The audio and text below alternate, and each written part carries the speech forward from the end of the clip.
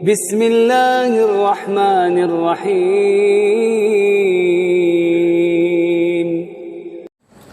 Malam hari ini kita akan lanjutkan kajian kita dalam kitab Minhajul Muslim.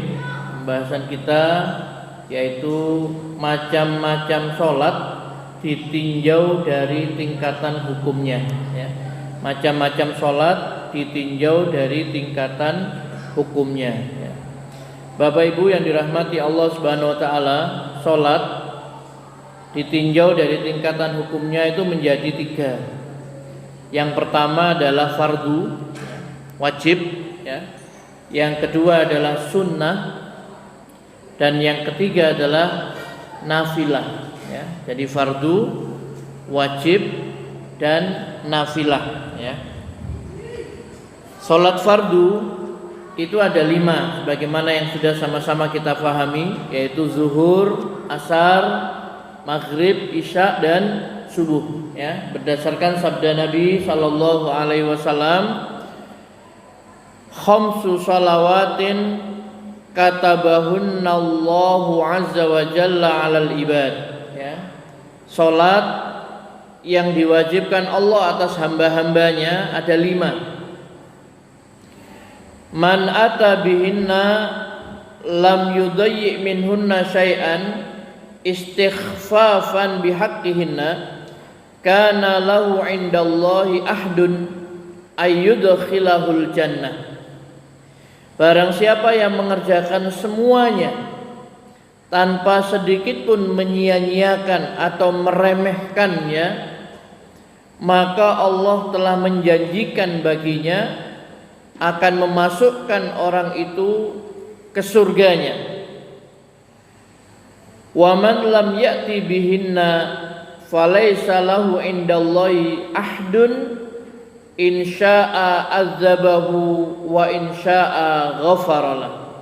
Dan barang siapa yang enggan mengerjakannya, maka Allah tidak menjanjikan apapun kepadanya.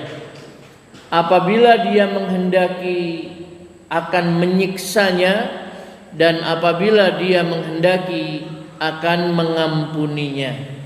Hadis ini diriwayatkan oleh Imam Ahmad, ya.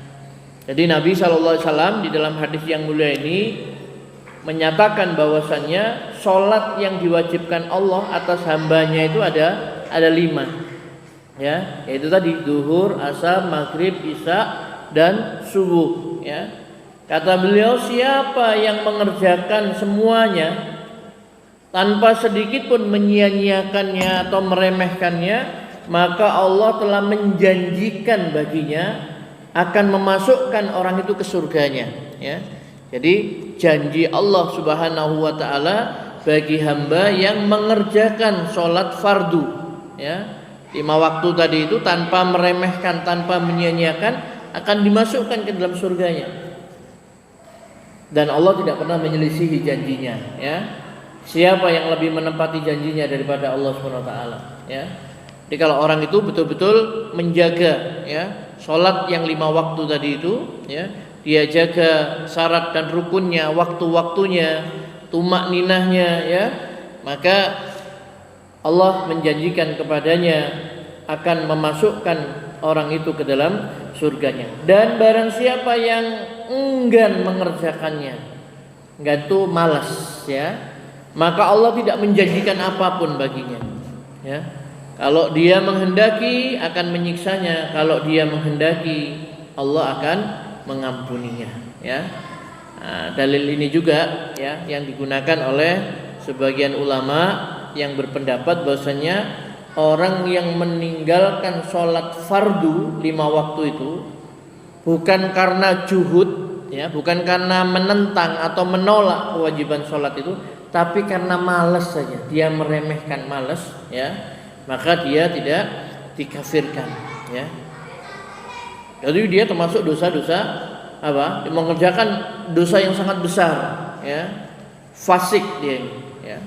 Para ulama mengatakan orang yang meninggalkan sholat itu lebih besar dosanya daripada orang yang membunuh, berzina, mencuri, minum khamr dan lain sebagainya, ya.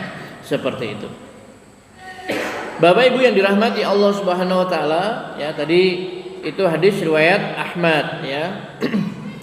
Kemudian Bapak Ibu yang dirahmati Allah Subhanahu wa taala, ada hadis sahih yang diriwayatkan oleh Al-Bazzar ya dan juga Imam Ahmad dan Tabrani ya. Dari sahabat ya Amru bin Murrah Al-Juhani ya. Amru bin Murrah Al-Juhani ya. Radhiyallahu anhu, dia berkata, ada seorang laki-laki yang datang kepada Rasulullah sallallahu alaihi wasallam seraya berkata, "Wahai Rasulullah, apa pendapatmu apabila aku mengerjakan sholat 5 waktu dan berpuasa di bulan Ramadan dan aku menunaikan zakat serta haji ke Baitullah, maka apa yang aku dapatkan?"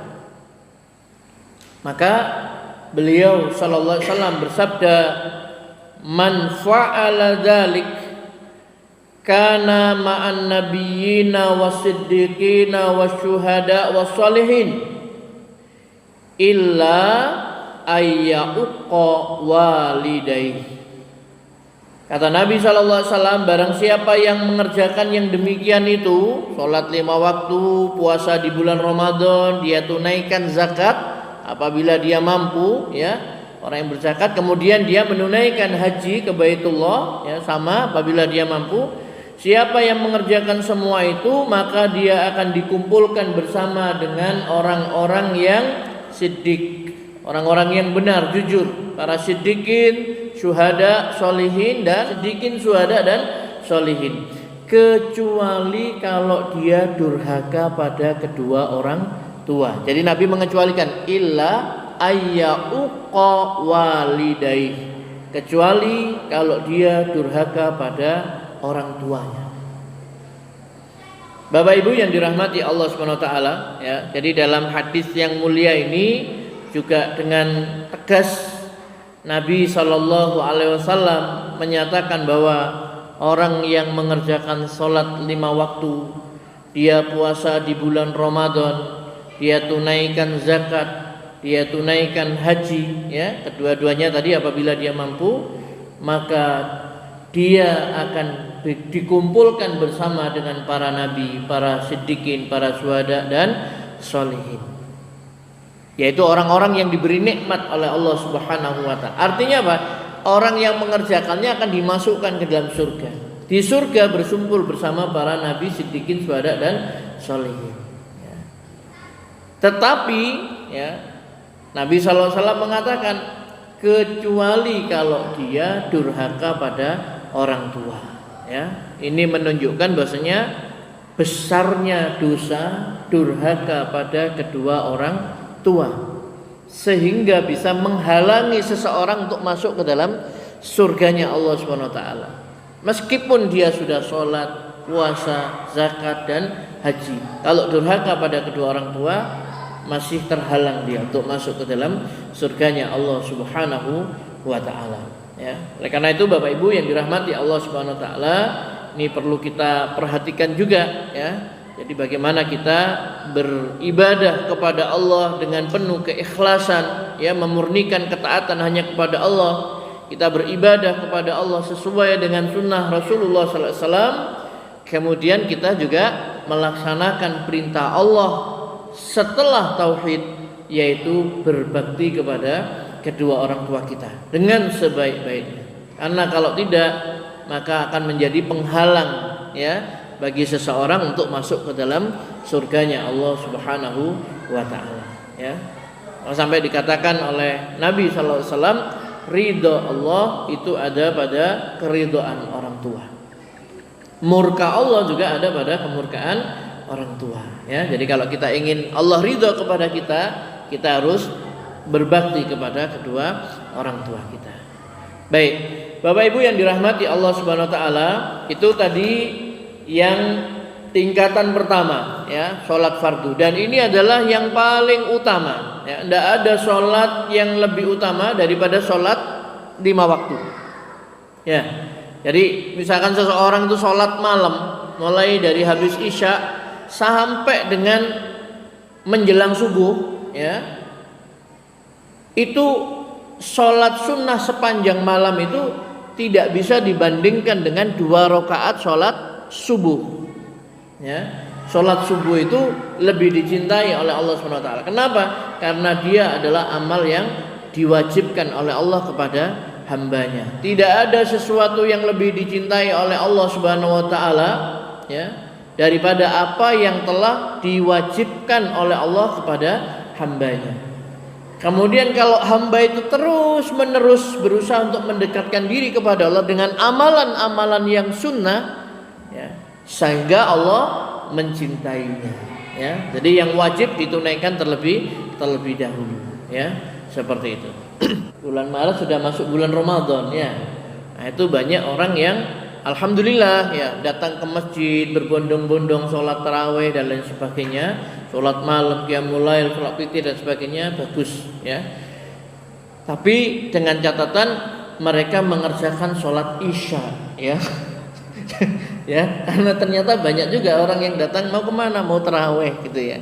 Nah, sholat isyanya tidak dikerjakan, bahaya, ya. Justru tidak tarawih tidak apa-apa, tapi sholat isya dikerjakan, ya. Daripada sholat tarawih berjamaah, sholat witir, isyanya dia tidak mengerjakan, ya, begitu.